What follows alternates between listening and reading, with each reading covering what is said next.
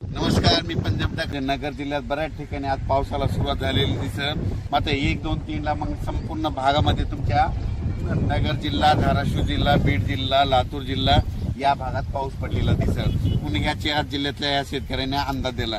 पूर्व विदर्भातल्या शेतकऱ्याला सांगू इच्छितो की पूर्व विदर्भामध्ये नागपूर, वर्धा, भंडारा, गोंदिया, चंद्रपूर, यवतमाळ, अकोला, वाशिम, हिंगोली, बुलढाणा, जळगाव या जिल्ह्यातल्या सर्व शेतकऱ्याला सांगू इच्छितो की 1, 2, 3 जुलैला मात्र तुमच्या इकडे मुसळधार पाऊस पडणार आहे. विदर्भ, पूर्व विदर्भ 6 जिल्हे, पश्चिम विदर्भ 5, 11 जिल्ह्यामध्ये मुसळधार पाऊस पडणार आहे. कुठं अतिवृष्टी होणार आहे, कुठं भाग बदलत पाऊस पडणार आहे, कुठं रिमझिम पडणार आहे.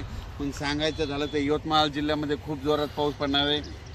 चंद्रपूरकर देखील खूप पडणार आहे, नागपूरकडे देखील खूप पडणार आहे, अमरावतीकडे जोरात पडणार आहे, अकोल्याकडे जोरात पडणार आहे, वाशिम जिल्हा जोरात राहणार आहे, हिंगोलीकडे राहणार आहे, त्याच्यानंतर अकोला, बुलढाणा जास्त राहणार आहे, जळगाव जामोद घाटाच्या खाली जास्त राहणार आहे, जळगावला जास्त राहणार आहे.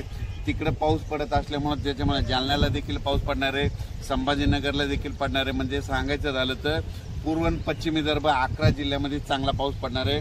म्हणून हे विदर्भ पश्चिम विदर्भातल्या शेतकऱ्यांनी हा अंदाज लक्षात घ्या. पश्चिम महाराष्ट्राकडे म्हणजे आज 31 जून म्हणजे आज देखील पश्चिम महाराष्ट्रामध्ये चांगल्या प्रकारच्या बऱ्याच ठिकाणी भाग बदलत पाऊस सुरू होणार आहे. सांगलीकडं, साताऱ्याकडं, त्याच्यानंतर पंढरपूरकडे देखील, नगर जिल्ह्यात देखील बऱ्याच ठिकाणी पाऊस सुरू होणार आहे. म्हणून हे पश्चिम महाराष्ट्रातल्या शेतकऱ्यांनी अंदाज लक्षात घ्यायचा. सोलापूरकडे देखील बऱ्याच ठिकाणी पाऊस पडणार आहे.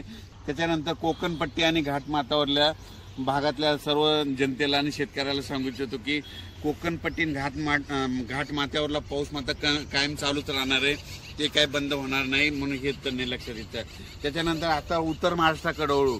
उत्तर महाराष्ट्राकडे सांगायचं झालं तर नाशिक जिल्ह्याकडे जोरदार पाऊस सुरू राहणार आहे, त्यांचा पाऊस काही बंद होणार नाही. म्हणून हा अंदाज त्यांनी लक्षात घ्यायचा. धुळे, नंदुरबार, जळगाव या 40गाव, पारोळा या ठिकाणी देखील ह्यामध्ये 3 जुलैपर्यंत जोराचा पाऊस राहणार आहे. म्हणून हे अंदाज लक्षात घ्यायचा.